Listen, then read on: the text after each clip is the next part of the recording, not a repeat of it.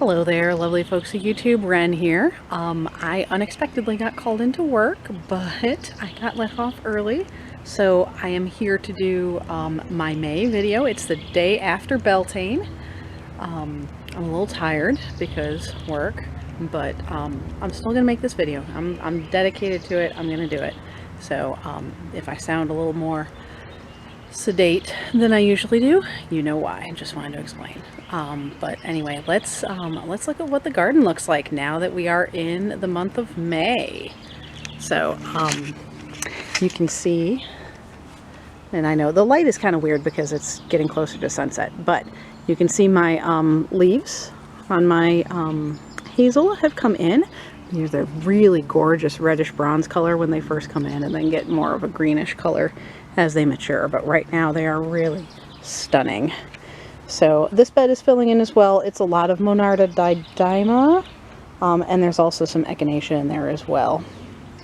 Another exciting development. You can see there's several of these, but here's one that's really easy to spot. Look at all the blueberries on my bush. So I have this one which is pretty good sized.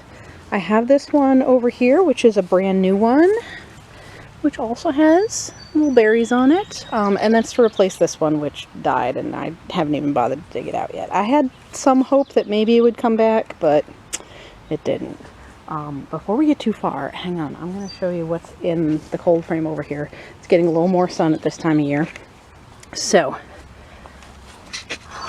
look at my mandrakes. They are getting big. So, not like huge, but they're definitely growing and they're happy, and I'm really excited for that. This is another one I'm really excited about. That is my henbane, and it is getting ready to bloom. Now, the reason I have this in the cold frame isn't really functioning as a cold frame anymore. It's really just a place to shelter these plants from, shall we say, the more aggressive parts of nature. Because I know the henbane in particular, flea beetles will just eat it to the ground. So I have it here to kind of try and hide it from some of the bugs. Not much else in the cold frame. There are a couple little baby sage plants that I got from the nursery recently. One of those is going to go in a pot when I have potting soil. The other one is going to go in a pot and go to my son. So anyway, let's get back to other parts of the garden here. So raspberries, you can see they're starting to bloom here, which is exciting. I will have raspberries soon. This pot right here has some potatoes, which I literally just left in the ground. And they popped up again, so yay for that. Maybe I'll actually harvest them this year. Veggie Garden here, so you can see radishes are doing quite well. I actually pulled a bunch out yesterday, and I need to come back and do some more again soon. I also have just planted tomatoes in here. Now, the tomatoes are pretty small right now. They will eventually overshadow these radishes, but honestly, by the time the tomatoes are really big, the radishes will be done. Same thing, like these are carrots here. They're growing pretty well. They need to be thinned a little bit. And then I have like pepper plants growing in between the carrots. This is Swiss chard with a little tomato, or no, not tomato, that's a watermelon. I haven't had a lot of luck with watermelon, but my my youngest insisted on getting some watermelon, so I was like, all right, you know what, sure, that's fine. So I have about 7 tomato plants altogether, 6 pepper plants. 2 of the peppers are jalapenos, the other 4 are a variety I've never grown before. So this bed still has cold weather crops in it. It needs to be weeded a little bit, but it's not terrible. You can see my peas, of course. These peas were planted a little bit later than the other peas, but they are just now starting to flower. Most of what's in this bed is spinach. There is a little bit of crimson clover that I seeded but didn't really grow very well. And then of course these are the peas that I started a couple weeks earlier. And you can see they have a lot more flowers. So I'll be getting some peas from them very shortly. I have the scallions here, of course. The scallions just grow continually throughout the year. You can see my shadow. I'm sorry. It's, like I said, it's getting closer to sunset. And then I have several parsley plants that I seeded in here. This stuff is actually really disappointing because that was my bok choy. But it all like got 2 leaves on it and then immediately bolted. So that sucked. But I have some lettuce here, which is doing well. Despite how it looks this way because I harvested about half of it yesterday. So This bed over here, my final veggie bed, this is the one that's actually the disappointment to me.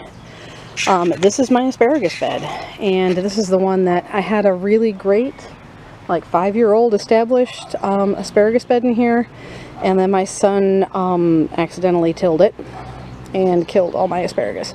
He didn't kill all of my asparagus, obviously. There's still some in there, but like a lot of the stuff that's in here is stuff that I rescued from other parts. Asparagus that had seeded itself in other parts of the yard and transplanted over here.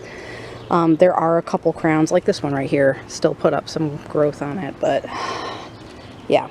Basically I have to start over from scratch with my asparagus, so it's disappointing. I'm not mad at him, he didn't know any better, but still, it's hard. This bed, however, is doing well. That's my strawberries. You can see lots of flowers and some baby fruits in there, so probably in the next couple weeks I'll have a bunch of strawberries. You might see right here, that's my little trick for keeping the birds out of there. I put those little rocks that are painted to look like strawberries, and then the birds go after the rocks and learn that when you peck things that are red in that bed, it hurts your beak, and then they stop doing that. So herbs have been put out, so you can see some of these are perennials, of course, the chives. I have my spearmint growing back here. I do not recommend growing spearmint just out in a bed like this, but I'm dumb. I did get a new lovage plant, which is right here, because my other one had passed away. It had gotten pretty old, so I'm not super, you know. And then here's where I have a couple of the sage plants, and then my thyme as well, around this giant mullein that is definitely going to bloom for me. I need to get some of those leaves soon, before I forget. I don't know what I'm going to put in that spot when the mullein is done blooming, but I'll have to figure it out. I do have a little French tarragon here. That's another one that I lost. I love fresh tarragon. It has to be the French though, otherwise other tarragons are terrible. And then these big leaf things here are actually moonflowers that I planted. I had like several of them, and those are the only two that have popped up, so we'll see what happens with that. Lemon balm is here. This is one of my apothecary roses. It is in a shadier spot, so it doesn't bloom as much as the one in the front, but it still blooms, and you can see some of the beds there getting ready to open. So coming around, of course, we have the apple trees out in the middle of the yard, which do definitely have some apples. Getting ready. I'm actually going to have to thin some of these apples because in some places, like this, they are just too crowded together. So, and then of course this apple tree is always just like loaded.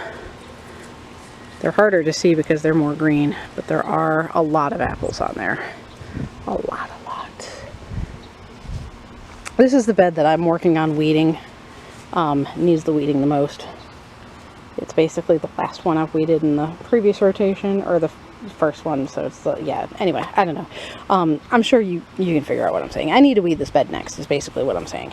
But I do have my Bootlasia here. It had died back quite a bit, but it is coming back. And then of course the rue is already starting to flower. This is actually one of the places where I dug out an asparagus plant. It was hiding under the rue. This hole right here is actually where my oldest rue plant used to be, but it has passed away. However, there's a little seedling right here that got left behind, so that's going to grow and fill into that space. I have cleared weeds around some of these things. So this one right here, this is actually my newest rose. This is the Ebb Tide, and it has 3 little flower buds on it. I bought that. It's grown on its own roots, so that's part of the reason why it's a little itty bitty thing. But I'm excited for that because that's it's a Floribunda rose, and it makes these really deep purplish flowers that are very, very neat looking. Behind the rose, amidst the weeds here, this big thing with the long leaves, that's one of my elecampans, the Inula Helenium. And then of course in here, here's my chamomile. So, and some of these, like this right here, this is actually a flower spike that's starting to grow up. So that will be blooming in not too much longer. Let's look at this bed a little bit before we go along. So there's a lot of weeding. This whole area just needs to be dug out.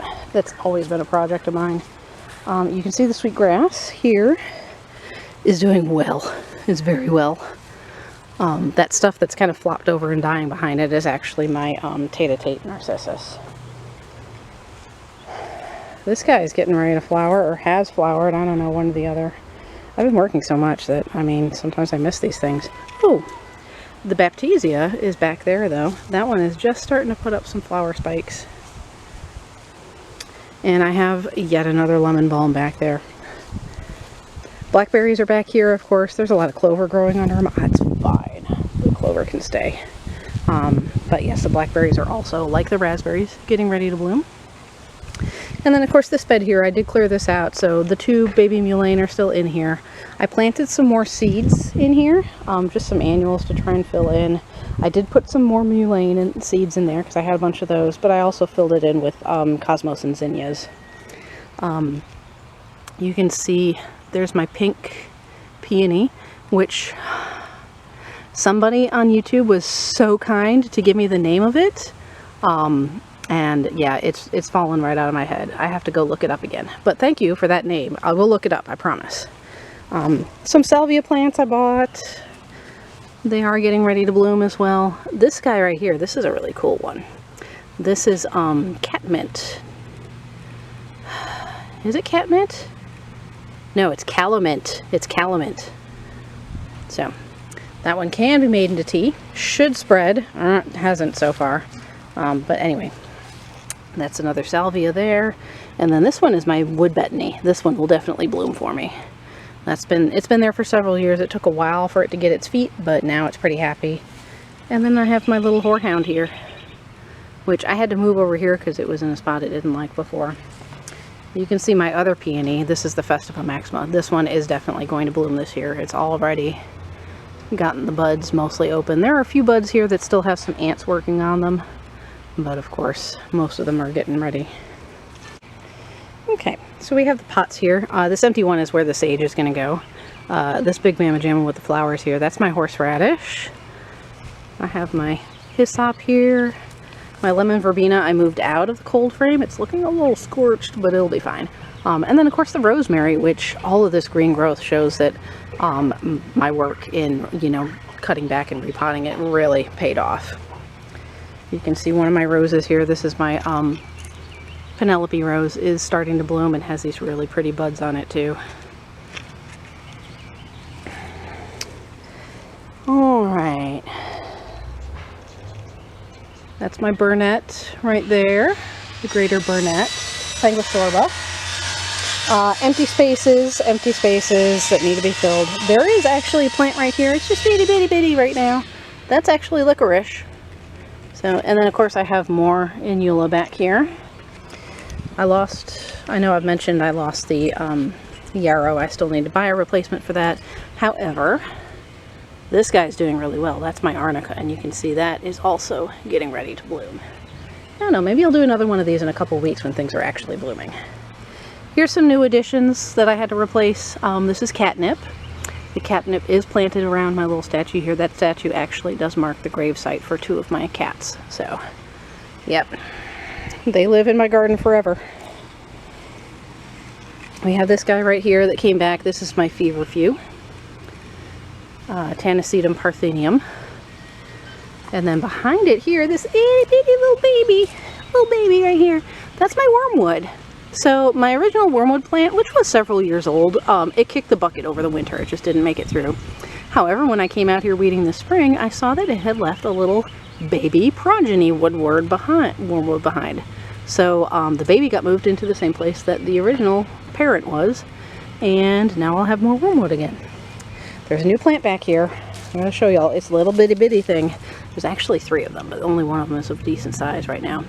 That one is Mugwort, which is Leonuris cardiaca. Specifically, it's the Grobable cultivar, which has the really curly leaves on it. So I'm super stoked about that plant. I just put that out yesterday. You can see Tansy's actually doing pretty well, so which is part of the reason why I was thinking of putting the Mugwort here. But it seems pretty happy right now, so I'm just going to leave it and we'll see what happens. And then, of course, my Mugwort is getting huge, as it always does. It's doing its thing. I have numerous Agrimony Plants. This was the original parent, and then there's like 3 or 4 little babies. 5, I don't know, there's a lot of babies around it. So there's also, let's see, this is my marshmallow, these 2 here, and then I found a little baby marshmallow that I put in front of it here. So we're gonna have a little clump of marshmallow there. This stuff here, I need to take out the dead stuff, but this is vervain here and a weed. Get out of there. And then this guy, this is actually a baby comfrey. I have a couple baby comfreys coming off of the parent plant, which is right here. Surprisingly well behaved, this comfrey. I know I've probably talked about it before, how it's not like, it's a hybrid, so it doesn't seed everywhere like some of the other comfreys though. Look at that. That's my foxglove.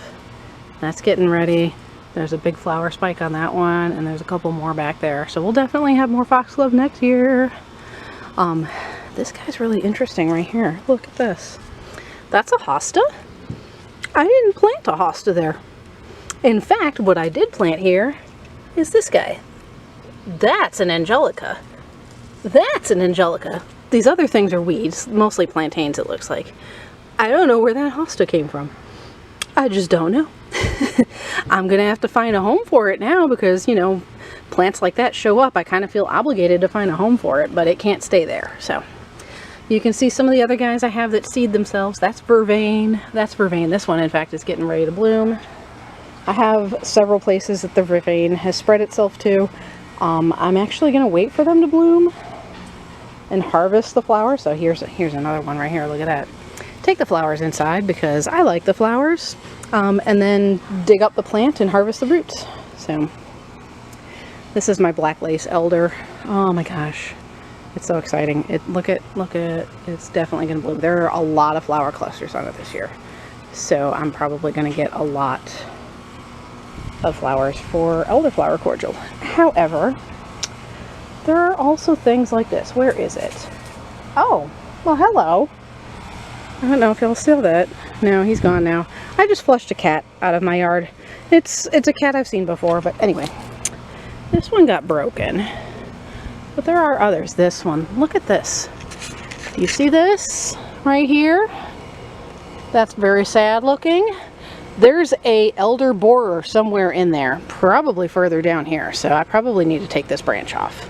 Otherwise it's just gonna bore its way down and kill off a bunch of that plant. So that's actually how I lost some of my elder last year.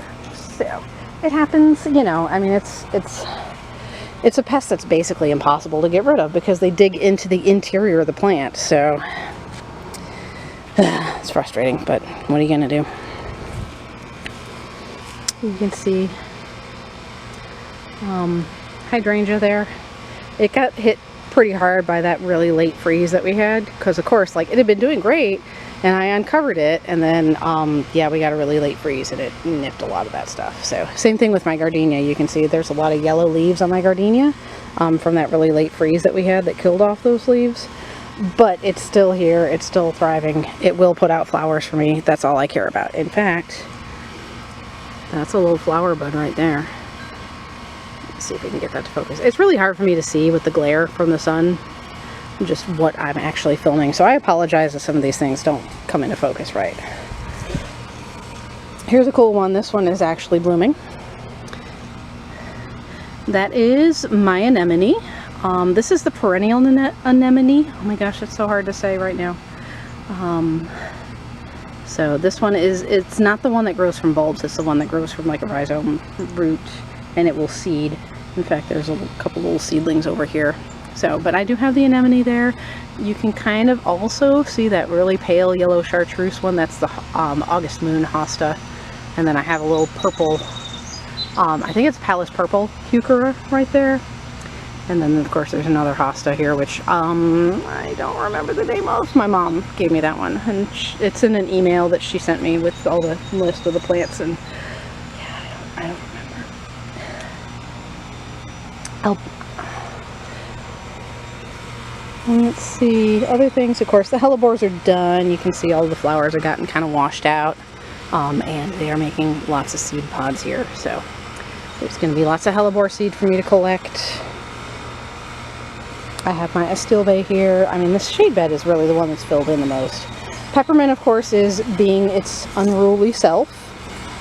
And you can see the ajuga here behind it, which is not supposed to have peppermint growing in it, but that peppermint will be ripped out and harvested and put to good use. I do have the one heat pump running. That's for the upstairs. The one in the downstairs, this one right here, is broken. So even though it's hot as Satan's ball sack right now in my house, can't do anything about it.